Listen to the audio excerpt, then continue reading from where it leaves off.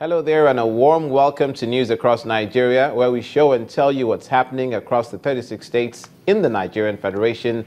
I'm Olumide Mokoli, and thank you for joining us. This Monday edition, which is the first edition of the week, will be paying some significant attention to education.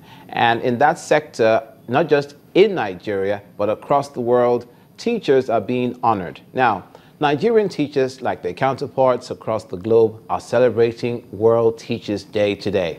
The United Nations Educational, Scientific and Cultural Organization is marking this year's event by highlighting the importance of empowering teachers to achieve inclusive and sustainable global development. This year, the day comes just after the adoption of the new Sustainable Development Goals by the United Nations General Assembly, and presents the first opportunity to set out a roadmap for teachers in the new Education 2030 agenda. Despite global recognition of the importance of teachers in changing children's lives and building sustainable and prosperous societies, they are all too often undervalued and underempowered. This year, World Teachers' Day highlights the need to empower all teachers through the provision of decent, safe, and healthy working conditions, trust, professional autonomy, and academic freedom. And now let's look at how teachers are celebrating across states in Nigeria.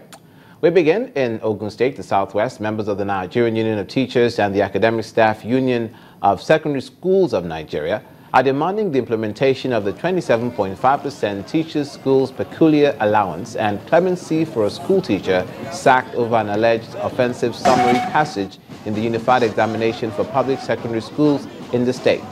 The chairman, Academic Staff Union of Secondary Schools of Nigeria, Mr. Akim Lasisi, and the Ogun NUT chairman, Mr. Dare Ilekoya, spoke for the teachers. You all know the policy trust of the present government, and of course our collective efforts are to move the current level of this laudable and enviable attainment forward and ensure that the provision of qualitative education is embedded as a lasting legacy for posterity to enjoy.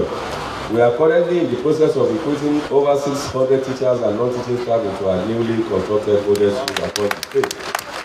I encourage you that with continued hard work and your cooperation with the government and other agencies involved in the management of education in the state, we will retain and even surpass this achievement for a long time to come. Ogun State Governor Ebekunle Amosu. Now, for teachers in Kwara State North Central, they want the state government to employ more teachers and effect the increase in the allocation to pay pension for its members. The state chairman of the NUT, Musa Abubakar, in an interview with our correspondent in Ilorin, noted that only 1 month's salary is owed by the government. Meanwhile, the permanent secretary in the Ministry of Education, Mr. Baba Haruna, assured that the demands of the teachers will be addressed as the fortunes of the state improves.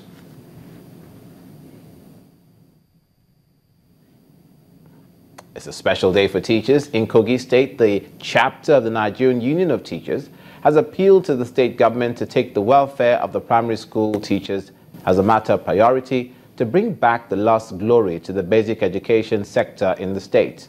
The state chairman of the NUT, Comrade Suleiman Abdullahi, made this appeal while addressing teachers in Lokoja ahead of the World Teachers' Day, which is today. Now, he also stated that education will continue to face setbacks if the job of teachers is not made attractive in society.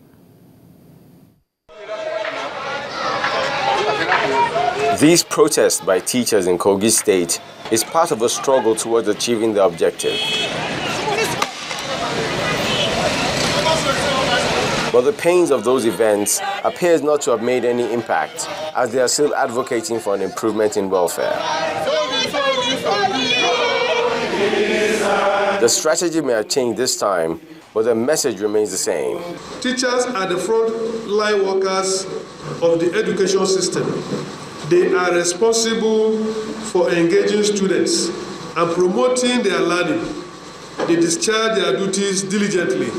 Yet, when it comes to remuneration, they are made to go through harrowing experiences. Today, the devotion of the teacher to duty is doubtful. This is so because the impetus for devotion is completely absent. It is the teacher that is being owed several years of leave grant. It is the teacher that is being owed several years of unimplemented promotions. It is the teacher that is being owed several years of unpaid annual incremental. It is the teacher that is being owed several years of unimplemented minimum wage. Yet we expect dedication and devotion to duty from the teacher. What makes this more interesting is that the teachers may now have the ball in their courts, as the politicians vying for the top position in the state need their votes. A situation where the options will be diligently scrutinized. There are 5 contestants on the go now. And for all these 5 contestants, we know their antecedents. And we know who they are. They are not new to us in this state. Is that clear? And having said that, we are going to appropriately arrange to extract commitment from them as far as teachers are concerned. But let me tell you one thing. The union will not tell teachers the direction to vote, but the antecedent of your handwork will tell whether teachers will vote for you. The annual celebration of teachers worldwide comes up on the 5th of October. And as these teachers make their demands known, their silent fear is that whoever emerges victorious at the polls does not brush up promises, but make sure all talk is put into positive action.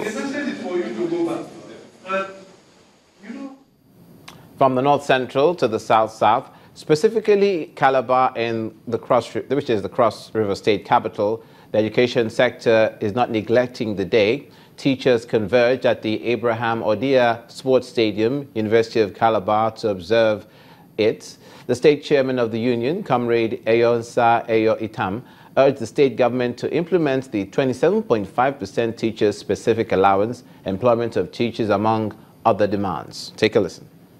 Conducive. Then the major problem we have, especially in Cross River State, in Calabar in particular, is that of accommodation. The ratio of teacher to child is about 1 teacher to 100 children per class. Up to the reason that we have teachers running shifts in Calabar. You go to Pin Market, teachers run shift because of no accommodation. You go to Akom, teachers run shift because of no accommodation. And you know what it means. If one cannot learn in the morning, by afternoon, that child or the teacher will be whiling away time just to fulfill all righteousness. So if nurses run shifts and they are paid shift allowance, teachers are here running shifts and they are not paid shift allowance. So we want to plead and strongly solicit that the government should look into the area of accommodation, which is really biting. You're watching news across Nigeria. Coming up, we're staying with the special day across the world and specifically across Nigeria that is dedicated to the honor of teachers. Stay with us.